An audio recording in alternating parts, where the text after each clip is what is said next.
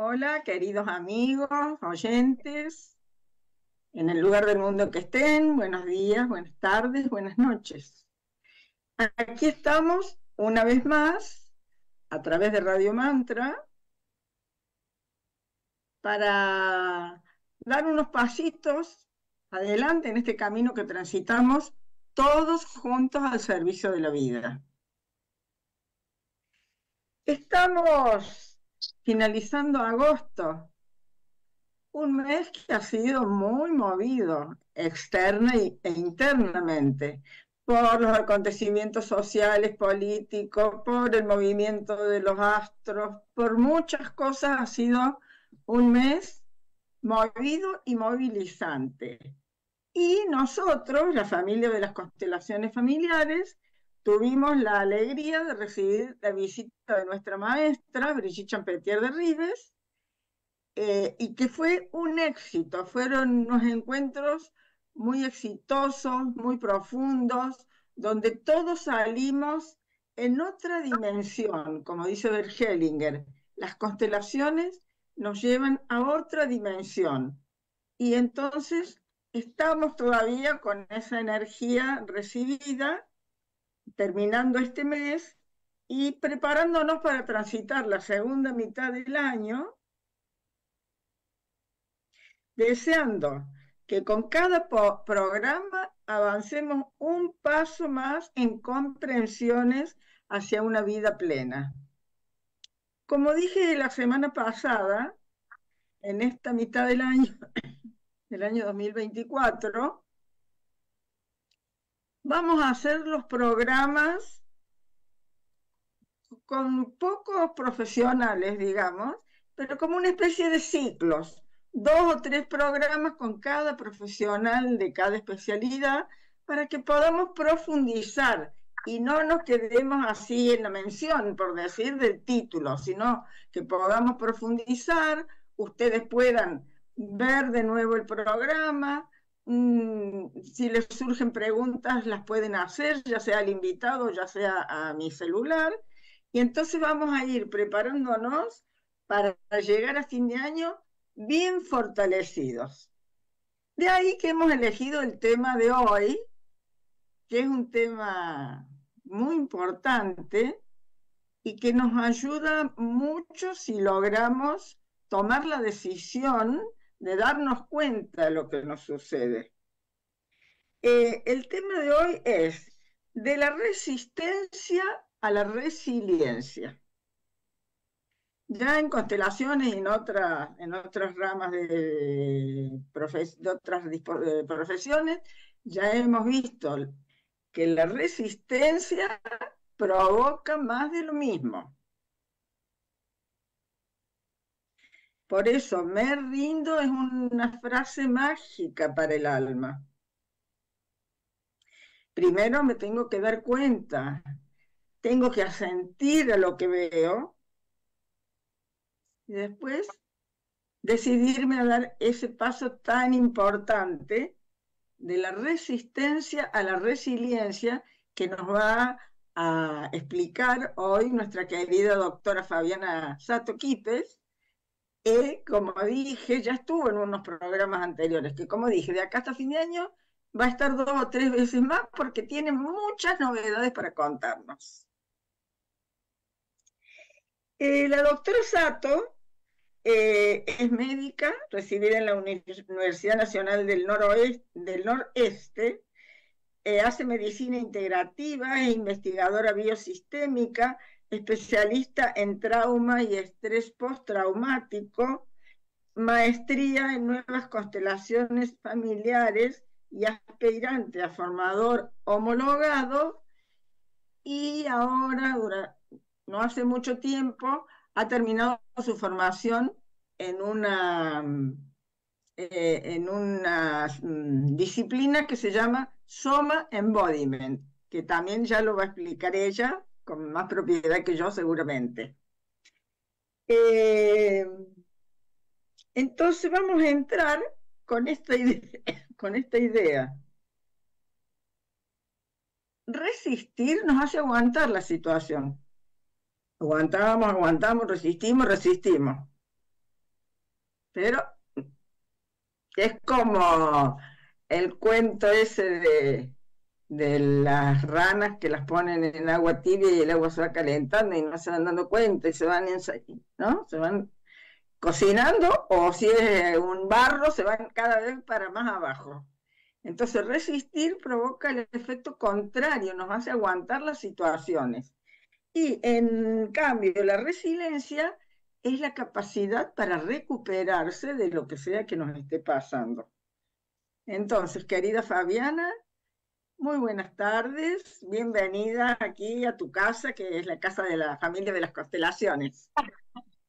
Gracias, Norma, gracias. La verdad que así me siento como en casa. Gracias por tu espacio, por tu amorosidad y por tu generosidad también por siempre invitarme y bueno, compartir estos espacios tan lindos con tu gran sabiduría que acompaña todos estos procesos, ¿no? Y que nos acompaña también a nuestro propio crecimiento, a los profesionales de la salud, a los consteladores. Bueno, acá estamos una vez más. Bueno, qué lindo cómo presentaste este tema un poco desde el gran aprendizaje que tenemos de las constelaciones familiares, ¿verdad? Y bueno, los invito también un poquito a mirar estos términos que muchas veces los usamos como casi como sinónimos, incluso porque antes no se conocía mucho el término de resiliencia, y la resistencia, el resistir, se ha usado mucho y se ha popularizado con algunas canciones, ¿no? Bueno, que son como banderas de resistiré para Como seguir viviendo. dando idea de que resistir es ser más fuerte, esa idea transmite. Sí, sí, sí. Bueno, algo de eso hay, pero no del todo, ¿no? Entonces está bueno por ahí un poco aclarar, no solo aclarar los términos, sino también la invitación más que nada que hablar, ¿no? De la parte teórica es como mirarnos a nosotros mismos en qué fase estamos o estuvimos en alguna parte de nuestra vida o en qué nos puede ayudar a comprender un poquito esto.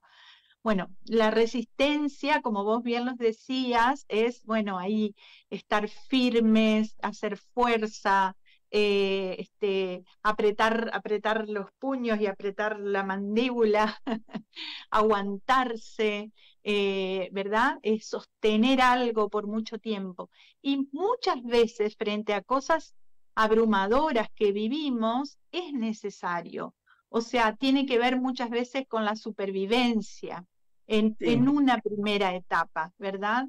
A mí se me viene, por ejemplo, lo que vivimos en la pandemia, ¿no? Había que resistir, había que aguantar, había que sostener eso que estaba más allá de nuestras decisiones, ¿verdad? De cómo queríamos vivir la vida. Entonces, había una manera de resistir el tiempo que durara eso. Entonces, luego viene una etapa que es transformacional, que hay que como aflojarse, aflojar ese sostén tan intenso, tan de supervivencia, para pasar a que la experiencia me lleve a una transformación y a un aprendizaje. Entonces, muchas veces resistimos porque hemos sobrevivido cada uno a etapas de su vida o de su historia o etapas sociales como esta que ponía, ¿no? Que donde el conjunto de la humanidad o la mayoría de la humanidad ha vivido estas cosas, ¿no? O anteriormente también guerras, migraciones. Entonces, luego hay una etapa en la que podemos quizás, si los factores externos eh, disminuyen o se van, poder transformarnos a nosotros mismos y también como comunidades, o sea, individualmente, relacionalmente y como comunidades. Esa parte a veces es muy difícil, entonces no siempre pasamos a la etapa de resiliencia, ¿sí?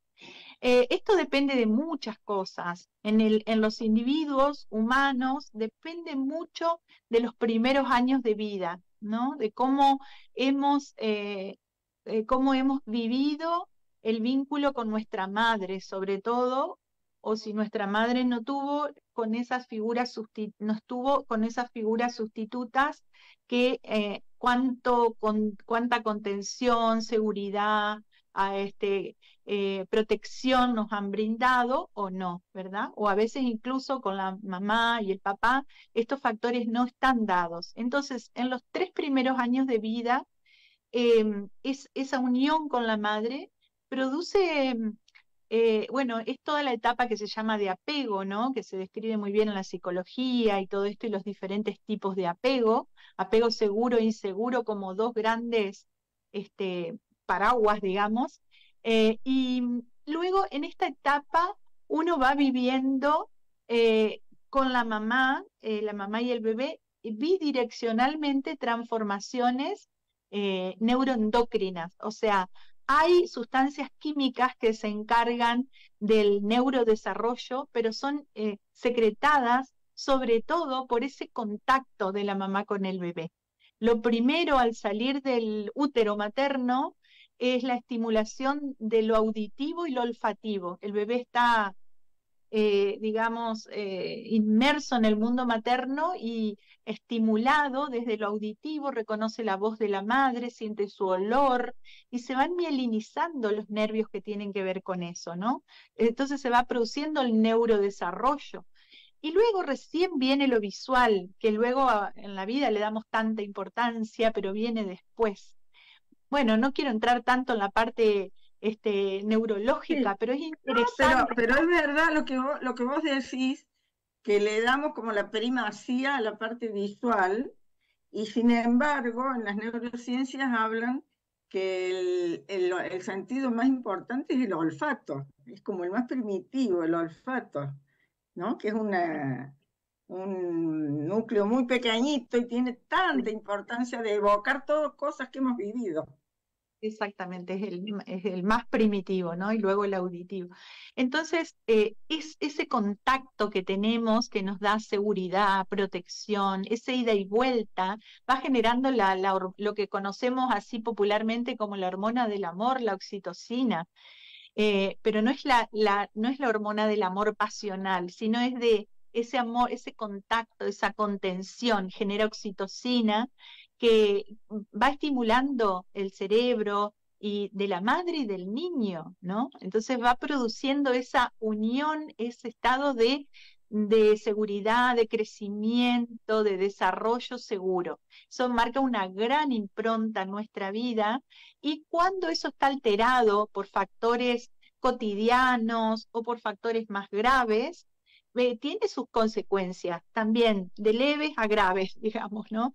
En todo Sí. lo que es el apego inseguro. Entonces está comprobado, Norma, por muchos estudios que se hicieron, que las personas que viven esa etapa de apego, de apego seguro, luego cuando tienen que enfrentar situaciones traumatizantes o potencialmente, decimos muchas veces traumatizante porque depende de muchos factores, tienen como un terreno, una base mucho más segura, ¿no?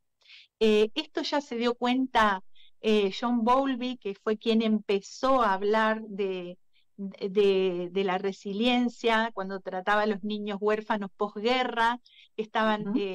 institucionalizados, alimentados por aparatos, ¿no? Entonces esos niños estaban deprivados de amor, de contacto y no crecían, no se desarrollaban. Entonces él hizo mucho hincapié, o sea, fue el primero en darse cuenta que no es solo la alimentación fisiológica o las necesidades fisiológicas biológicas. Lo más importante era el contacto, la mirada, la seguridad, ese calor humano que solamente otros humanos podemos dar, ¿verdad? Entonces, todo eso es importante para saber de- que vamos a tener más o menos necesidad de resistirnos y permanecer en la resistencia cuando no tenemos un soporte en la base de nuestra vida, cuando no lo tuvimos. Por eso es tan importante hoy, desde el adulto, darnos cuenta de estas partes, autoconocernos para saber qué cositas tan sutiles y delicadas que nos constituyen van a tener su valor para nuestro crecimiento, para poder estar realmente en un adulto sano, que puede estar en su presente, que pueda sentir a lo que le toca y a la vida, pero hay muchos disparadores inconscientes, no solo sistémico, como vemos una y otra vez en las constelaciones, sino también neuroendocrinos, ¿no es cierto?, que vienen de nuestra propia formación básica como seres, como mamíferos, ¿sí? Fabiana, respecto a esto que hablabas hace un ratito, que está ligado con esto último, ¿no? Hace muchos años eh, conocí, leí un libro de René Spitz, El primer año de vida del niño. Y ese libro es fabuloso porque son niños así, hospitalizados o puestos que no Sí, tienen padre y madre, y estaban cuidados y alimentados, pero la falta del contacto afectivo hacía que entraran en una situación que se llama marasmo, y marasmo. muchos morían por esa falta de la calidez humana. Sí, así es.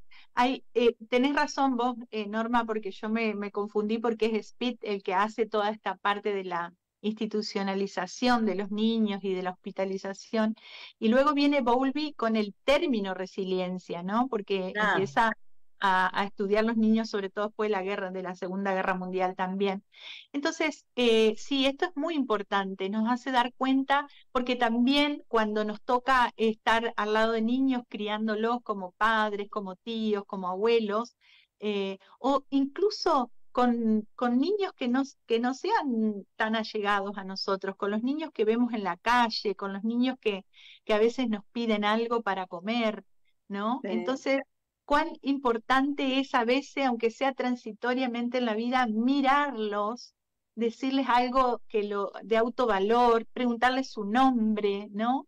Porque, Sí, porque no solo las situaciones intrafamiliares, sino la situación social, todo el entorno, todo el contexto hace a nuestra resiliencia, a las bases de los primeros años de vida, ¿no? Entonces, ¿cuánto podemos hacer como personas, como sociedad también, con una mirada mucho más responsable en el sentido de bueno, sé lo que sucede y quizás algo puedo hacer con una palabra, con un gesto benevolente, con una mirada linda, digamos, ¿no? Respetando el destino del niño, de lo que sea, pero con desde una palabra de ese amor grande del que hablabas recién, no el amor sentimental, sino el amor por el hecho de que el otro sea un ser humano, o también a veces algunos animales, pero estamos hablando de la resiliencia en el ser humano. Y exactamente. esta resiliencia tiene mucho que ver con la salud mental.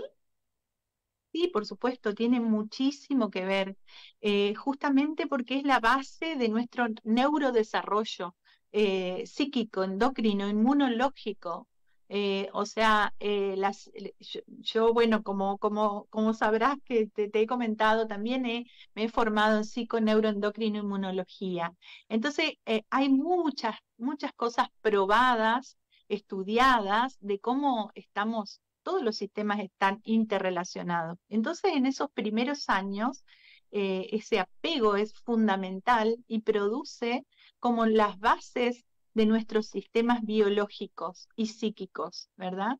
Entonces, también desde ahí, y el ambiente que recibimos es el ambiente que nos toca en la realidad y también un ambiente más inconsciente que es el que viene de lo sistémico, ¿no? El que está presente sin estar consciente para los padres, ¿no? Entonces, estamos al servicio de lo anterior, de lo transgeneracional, y todo eso va a estar operando en el ámbito de la familia. Entonces, nos imaginamos a veces personas jóvenes con sus hijos, cuánta capacidad de transformación, ¿no? Y cuánto desafío también para llevar adelante y con esta fuerza que hace que la vida continúe, ¿no? En las circunstancias que sean. Es maravilloso ver la fuerza de la vida. Y este tema de la resiliencia está también, a ver, forma parte de un tratamiento de trauma. Claro, claro que sí. Nosotros en trauma, bueno, mis abordajes son con varios me he formado, pero yo he encontrado, quizás porque soy médica, que los abordajes de Stephen Porges, de la teoría polivagal, de cómo funciona nuestro sistema nervioso, y de Peter Levine, ¿verdad? Y luego como afinado o evolucionado por Sonia Gómez con Soma Embodiment, nos dan una idea de cómo podemos también abordar el trauma y la resiliencia desde la fisiología misma del cuerpo, de cómo estamos en cada momento en el presente con nuestro cuerpo, con nuestras funciones, en quién está actuando más ahí, el sistema simpático, el parasimpático dorsal o el parasimpático ventral. El gran resiliente es el parasimpático ventral. Es esto que se puede dar entonces en la comunicación madre-hijo o luego que luego lo llevamos a nuestra vida adulta, a nuestras relaciones. Como nos hemos relacionado, el tipo de apego que hemos tenido con nuestra madre en los primeros 3 años, luego lo llevamos a la pareja, a los amigos, a todos nuestros vínculos y relaciones, ¿no? Entonces es tan importante darnos cuenta que está operando ahí. Y los sistemas ya sería de supervivencia como la resistencia, estarían dados desde el sistema nervioso por el sistema nervioso simpático, ¿no? Porque es la fuerza, la lucha, el sostener, ¿no? Pero con mucha energía vital, pero si nos quedamos ahí, eso está bien para un rato, porque muchas veces la vida se trata de eso, pero si nos quedamos ahí desde nuestra fisiología interna, ahí estamos teniendo problemas, ahí se compromete nuestra salud física y psíquica, ¿verdad? No vamos hacia la resiliencia. Estamos sobreadaptados, estamos defendidos. Una de las cosas que más vemos que tiene que ver con esto es la resiliencia tiene que ver con la conexión social, con la conexión con el otro. El otro me importa, yo también me importo a mí mismo, o sea, hay una autovaloración y una valoración del otro.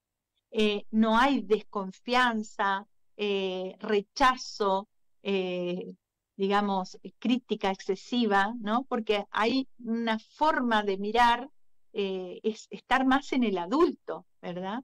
Eso se va construyendo porque nuestro cerebro y todas las neuronas tienen una neuroplasticidad que es hasta el fin de nuestros días, cosa que antes se creía lo contrario, ¿no? Que las neuronas morían y no se regeneraban nunca. Pues ahora sabemos que hay neuroplasticidad. Se va como deteriorando esa capacidad, pero nunca se pierde.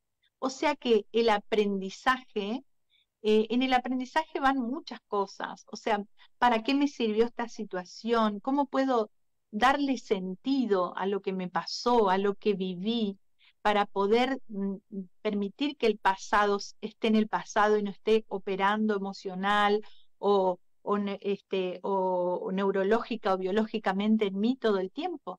Porque si ese pasado está en mí, voy a estar en lucha, en resistencia todo el tiempo, porque voy a estar reaccionando o voy a estar disociada y congelada, ¿sí? Porque también la resistencia llega a un punto que es tanta que no es operativa para todo nuestro sistema. La naturaleza trata de ahorrar recursos, así que no puede gastarlos indefinidamente. Entonces, en un momento de tanta lucha y resistencia, quedamos como disociados, ¿no? De la experiencia. Hacemos todo en piloto automático o entramos en etapa de agotamiento extremo o lo que a veces se diagnostica también como depresión, ¿sí? Porque nuestros recursos se gastan, Claro. nuestros recursos neuroquímicos, neurofisiológicos se agotan, ¿sí?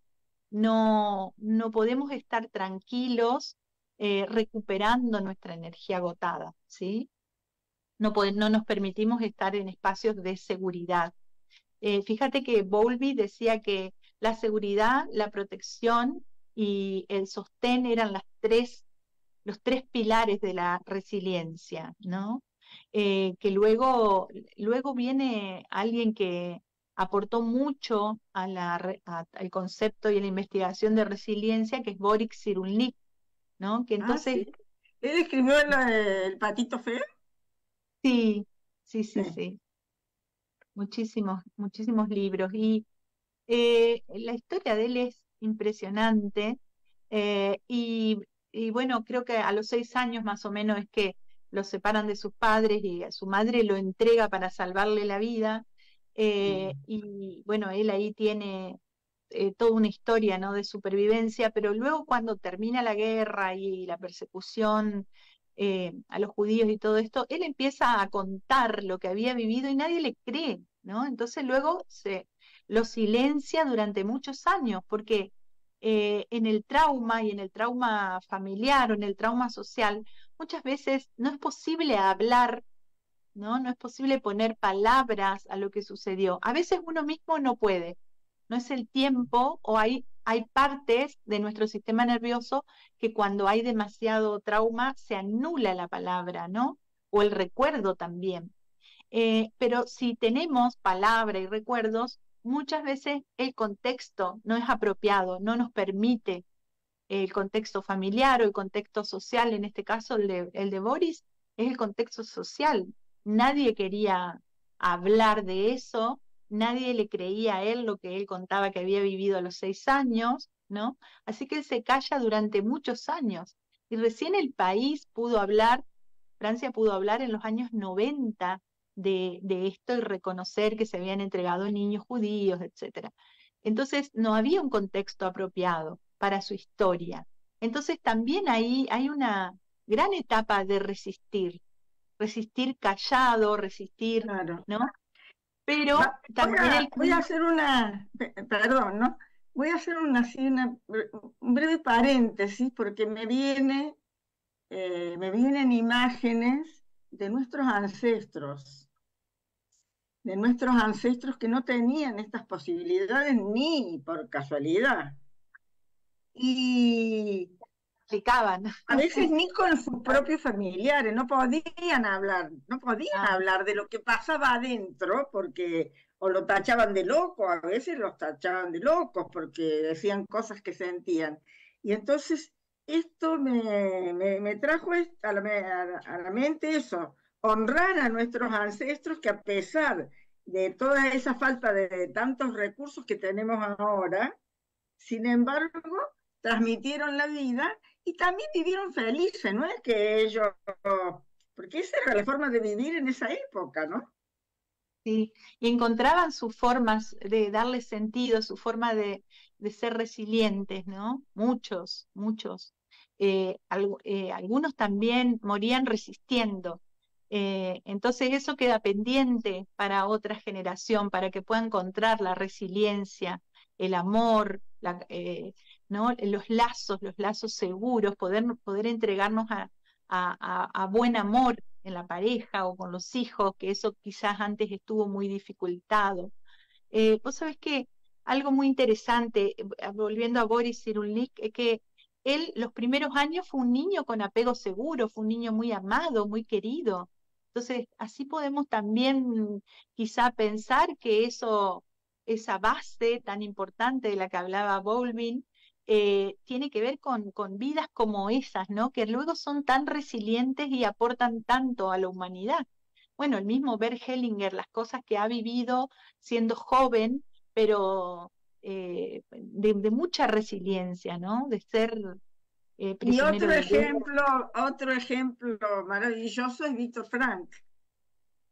Sí, totalmente. Hay Víctor muchísimos. Frank que estuvo en los campos de concentración y, y sin embargo él se recuperó totalmente al punto de que escribió sus libros famosos y decía que le pueden arrebatar todo al ser humano, menos la última de las libertades humanas, que es la elección de la actitud personal para decidir su propio camino. Exacto. Ese es uno de los Pero a veces factores. eso tampoco se puede hacer, por eso te lo leo. Quisiera que dieras una opinión sobre esta frase de Víctor Frank. Sí, porque a veces uno de los mecanismos protectores resilientes de producir resiliencia en nosotros es no darle poder al contexto si es muy difícil, no darle todo el poder, no pensar esto va a ser para siempre, acá me voy a morir. Lo mismo pudo haber hecho Bert Hellinger cuando estaba prisionero de guerra y todos o en la guerra mismo, cuando todos morían a su alrededor. Entonces tenían algo, estas personas tienen algo que es una capacidad de de no abatimiento, no quedan abatidos, no pierden la esperanza en el sentido de una esperanza realista de decir, bueno, acá voy a resistir, ¿no? Voy a dar batalla a esto, voy a aguantar, porque más allá puede haber algo distinto. Entonces, esa es una de las condiciones que vemos en estas personas. No se abatieron, no bajaron los brazos. También, si miramos esta película, La vida es bella, esta película italiana, ¿no? Donde ese Ah, papá inventaba toda una historia para que ese hijo viviera las situaciones más aberrantes y difíciles, como si fuera un cuento, ¿no? Él le encontraba la explicación a todo. Boris dice también que lo traumático cuando se vive entre madres e hijos lo transmite el dolor de la madre. O sea, no es la mamá misma que transmite al niño, sino si la madre siente un dolor extremo, por ejemplo, cuando su mamá lo entregó a él para que él sobreviva, eh, la mamá evidentemente lo hizo, según él cuenta o siente, que lo hizo como pensando en la vida de ese hijo, con un gran amor a ese hijo, no desde un lugar de tragedia, que lo era, sino desde un lugar, porque los hijos no se aguantan el dolor de los padres, los hijos no eso. aguantan el Se hacen dolor de los cargo, ¿no? Porque están las frases en constelaciones, están las frases, yo por vos, yo como vos, o sea, que los padres. niños toman sobre sí la carga de los padres creyendo que se la van a alivianar, porque es a un Y eso nivel totalmente arcaico. sí, y traumático, ¿no? Por ese peso que el niño toma de sus padres. Entonces, lo que no se aguantan es el dolor. Entonces, quizás en algunas historias, esos padres legan algo, pero lo muestran o lo transmiten sin dolor, ¿no? Quizá, y eso también redunda en la resiliencia de esos hijos, ¿no? Quizá. No digo que sea fácil hacerlo, ni que yo pudiera hacerlo, ni mucho menos, es lo que también la ciencia estudia, ¿no? Para ver qué hay detrás, porque es tan complejo y maravillosa la vida humana, la vida en sí, que estamos lejos de darles explicaciones como únicas a las cosas que suceden, ¿no? Son, Claro, no hay recetas para vivir, no hay recetas. sí. Y por más que estudiemos, tampoco hay explicaciones únicas para todo lo que sucede u observamos, porque también lo hacemos con los elementos que hoy tenemos y que luego comprenderemos otros seguramente más adelante.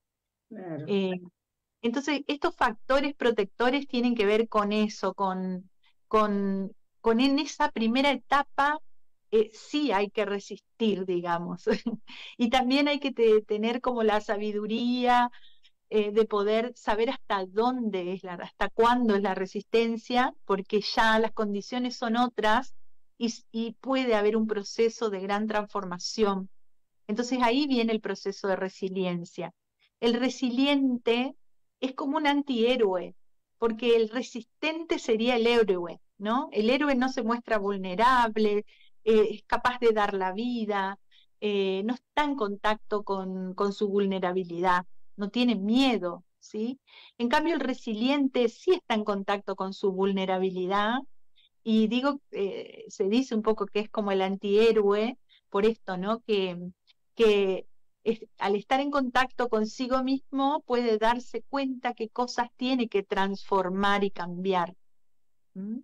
Para luego salir fortalecido de la situación, pero a través de un proceso de transformación, no mágicamente, No, ¿sí? Fabiana, Norma en querida. la primera fuerza, mira, la primera fuerza del amor, a sentir a todo como es y a todos como son. En la medida que uno la puede ir internalizando, sería como un soporte, o no sé cómo, sería como una ayuda para darse cuenta y Sí, tomar la decisión de hacer un camino consciente hacia la resiliencia. sí, yo creo que sí, Norma. A mí me gusta llamarlo, sabemos que son fuerzas, ¿no? Que actúan en nosotros profundamente las fuerzas del amor, esa gran fuerza que tiene el asentimiento. Yo la veo como una fuerza magnética hacia la vida, nos tira hacia la vida, el asentimiento. Y cuanto más podemos estar, porque solamente en el estado adulto presente, en el estado adulto hablando desde el análisis transaccional, los consteladores conocen un poco eso, solamente ahí podemos asentir, ¿verdad? Muchas veces en nuestro presente justamente estamos tomados por memorias anteriores, por el estado niño, por el estado padre, que son repeticiones del pasado, son reacciones del pasado. Necesariamente están porque están al servicio de ser vistas para ser transformadas por nosotros. Entonces, cada vez que en nosotros entra una cuotita de asentimiento, de asentir a los demás como son, a mí mismo, con mis dificultades, o con lo que haya pasado antes, ¿no? Porque hay estados emocionales de uno con uno mismo que son muy difíciles para la resiliencia. Por ejemplo, la culpa y la vergüenza, ¿no? El miedo también, pero estas dos son como un lastre, digamos, como que son muy difíciles para que la persona sea resiliente. O sea que hay que mirar la culpa y la vergüenza para que sean transformadas en uno mismo, ¿sí? Porque ahí hay una falta total de asentimiento a la vida como fue o a yo como fui o como soy, ¿no? Hay una total falta de asentimiento y esto nos quita fuerza para la vida, para el ahora. Porque ahí al no sentir, estamos en una resistencia, malo o bueno no puedo decir, pero en una resistencia no positiva, al no sentir, Sí. estamos actuando en una resistencia y al rendirse, vamos mejor camino a la resiliencia, ¿o no? Sí, ahí se me viene algo, que hay como una resistencia, podríamos decir así como las emociones primarias, ¿no? Como cuando resistimos algo, pero es primario, tiene que ver con el presente y es perfecto para este presente. Entonces ahí la resistencia está al servicio de la supervivencia. Sí. Pero luego, cuando ya se mantiene, porque estamos con un estado alterado de nuestro sistema nervioso y retroalimentado por nuestros pensamientos y emociones, entonces ahí no sirve, se hace crónico, ¿sí? Y ahí imposibilita la resiliencia y hay retraumatización. Entonces, con pocas cosas que sucedan, no necesariamente graves, sobre esa base todo es más caótico y más trágico o más dramático, ¿sí? Entonces, bueno, está bueno este compartir porque ahí va quedando como más claro también. Y vamos siempre integrando con la Totalmente. filosofía de la... no sé si sería oportuno, pero bueno, lo que vos quieras. Pero, por ejemplo, si dieras algunos ejemplos de tus experiencias o testimonios que hayas recibido de algún cliente tuyo, algún consultante, como para dar algo concreto y decir, Bueno, y también me gustaría también pedirle, mientras se me viene algún ejemplo, pedirle a la gente que haga preguntas o que sí, nos comparta acá ha su... llegado, acá ha llegado algo, pero me parece que son saludos. Mira, Ah, bueno, bienvenido también. Gustavo Baini, buenas tardes, Gustavo. Chao. Dice, qué grato encontrar a dos grandes maestras y personas tratando este tema del trauma y resiliencia. Gracias por tanto, estimadas Norma y Fabiana. Gracias a usted, Gracias. Gustavo. Y Berna Bayanela dice, A qué ver, grato escucharlas. Gracias por nutrir tanto esta tarde. Les mando un abrazo a las dos. Gracias, Berna. gracias. Pero preguntas no, y eso que yo insisto en todas las publicaciones, pongo que las preguntas enriquecerían el programa, también sugerencias de algún Claro. tema. y muy pocas preguntas. La gente, a lo mejor el programa lo ven diferido y ya. Que se animen. Bueno, bueno, no se me vienen casos, pero hay muchísimos, porque creo que todos en alguna etapa de la vida traje estos ejemplos así de personalidades muy conocidas, ¿no? Que conocemos un poco sus historias y de esos hay muchísimos también. Etapas en las que hay que apechugar, como decimos en Argentina, hasta poder salir adelante, hasta que la situación. Creo que los argentinos somos especialistas Oh, en resistir y apechugar, y bueno, y socialmente hay como un estado siempre como de alerta o de incertidumbre, y hay que aprender también que la vida es incertidumbre, y que no tenemos todo controlado, abrirnos y dejarnos guiar también, ¿no? Por algo profundo, por la confianza inherente a la vida, se me viene, ¿no? Porque más allá de la filosofía que cada uno tenga, confiar en la vida es como algo grande, ¿no? Que va más allá de los pequeños pasos que vamos dando, sino como eh, una filosofía de vida que nos ponga en sintonía con la propia vida, que confiemos en el proceso evolutivo del ser humano y uno como parte de eso, no como único, ¿no? Porque a veces si nos centramos tanto, tanto, tanto en nuestra individualidad, eh, bueno, es como que negamos la interconexión de todo y de todos, ¿no? Y eso es una gran verdad en la vida que estamos, creo que todos de acuerdo, porque hasta la ciencia lo dice, ¿no? Entonces esa interconexión de todo va más allá de nuestros propios procesos individuales, ¿sí? Tenemos que abrirnos a los demás, confiar, confiar en los demás y confiar en la vida. Eso es muy importante. Y a veces tenemos una gran resistencia al contacto, a abrirnos a los demás. Ahí hay grandes desafíos por atravesar para transformarnos, grandes claro. desafíos. Porque Ujú. hay mucha desconfianza en el otro, digamos. Hay desconfianza cuando uno no se abre mucho. Sí, tiene que ver con eso, ¿no? Tiene que ver con los traumas de apego, que bueno, que Bert Hellinger también le llamaba movimiento amor interrumpido al trauma de separación, ¿no? Con la madre o con el padre. Deja grandes huellas eso en nuestro formato de personalidad, nuestros estados anímicos, en cómo nos vamos a conducir en la vida.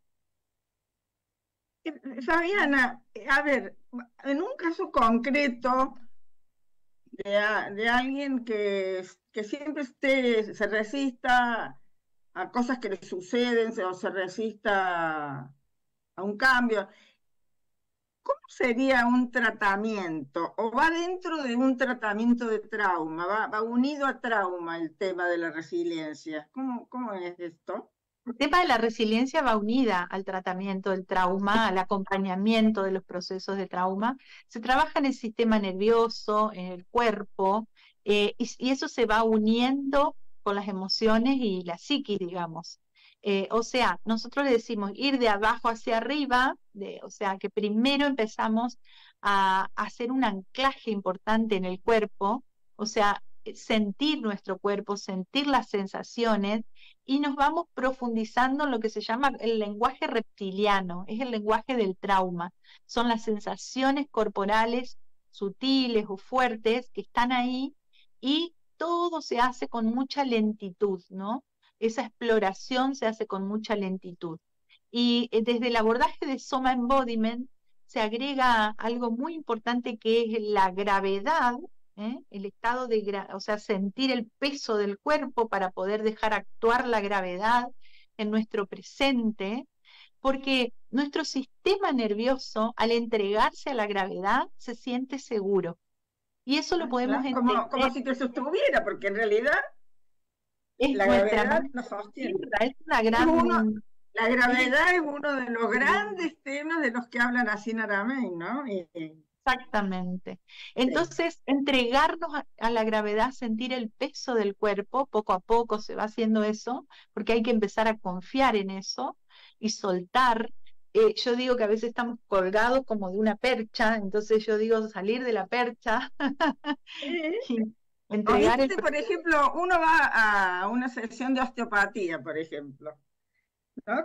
O que te hagan cráneo sacra, y no entrega la cabeza, y el profesional te dice, soltala, soltala, tené confianza en las manos que te van a sostener. Esto sería la Exacto. gravedad también, ¿no? Sí, totalmente, porque ahí la cabeza es sostenida. Desde ese lugar de sostén, de presencia, lo que aporta eso es un estado de seguridad. Y solamente en un estado de seguridad se puede trabajar con el trauma, ¿sí?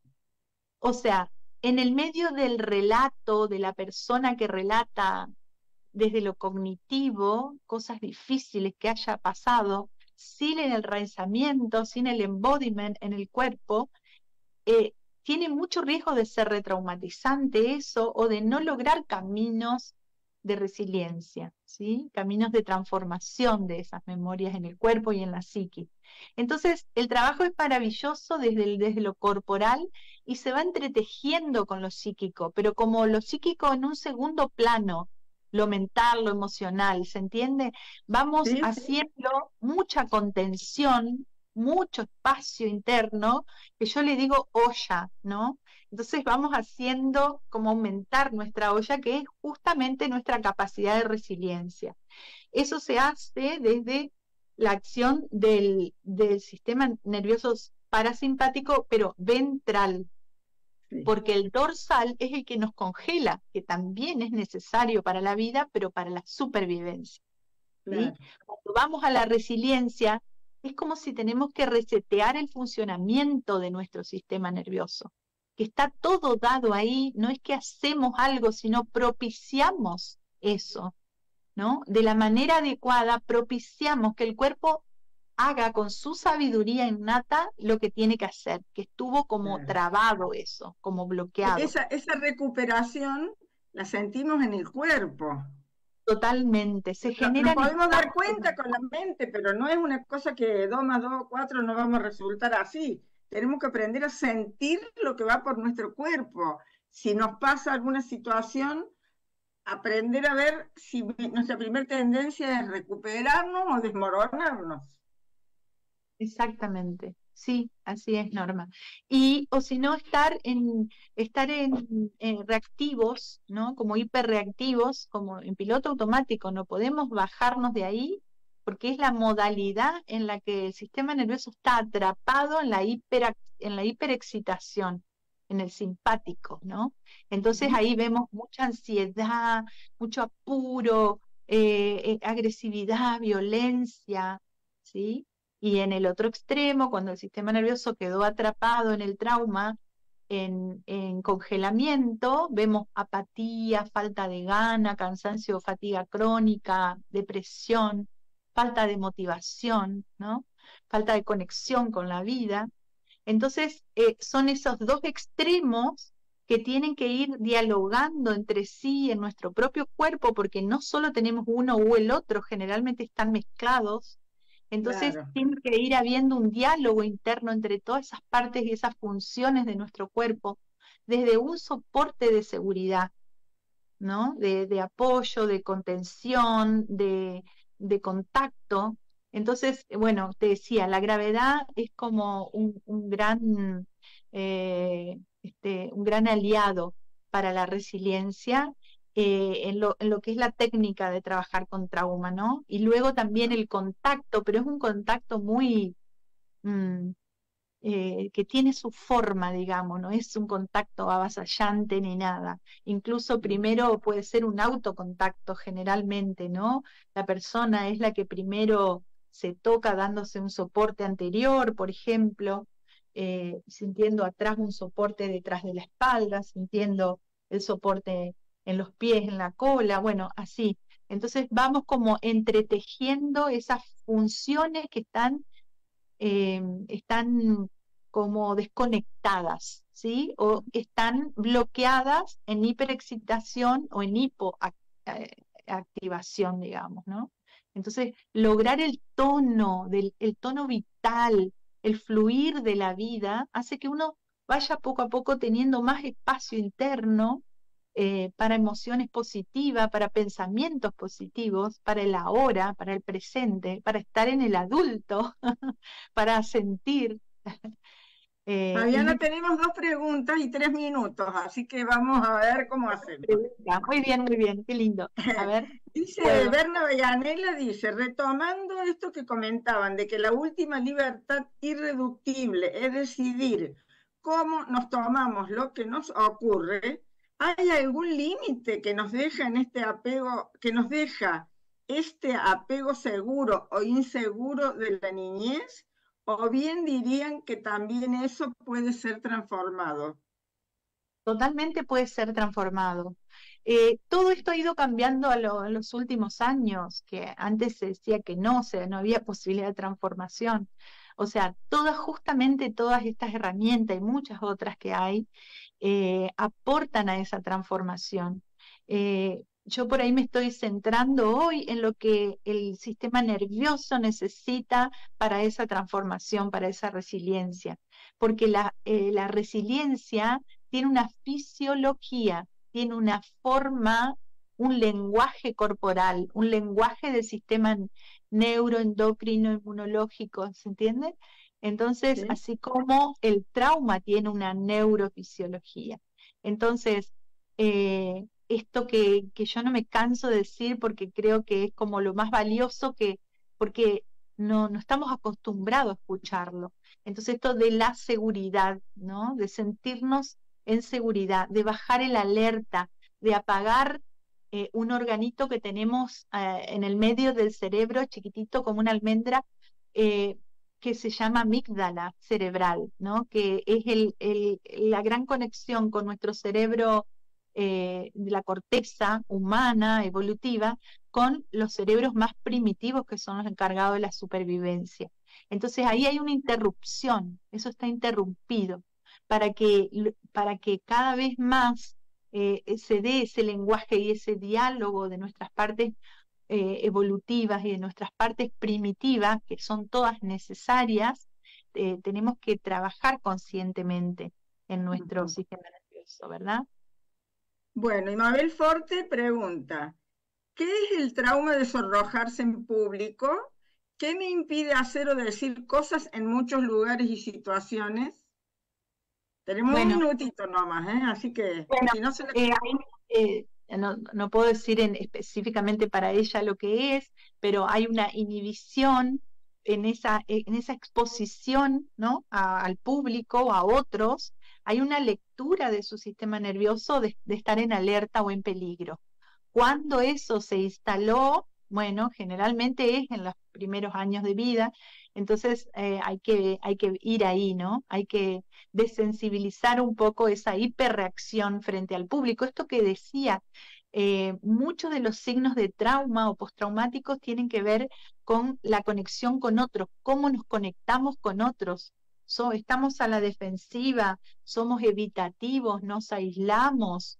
eh, Rechazamos a los demás, rechazamos el contacto, ¿no? Entonces, todo eso tiene que ver con nuestras memorias traumáticas que se disparan en somos animales, somos mamíferos. Bueno, lamentablemente acá ha llegado el límite nuestro.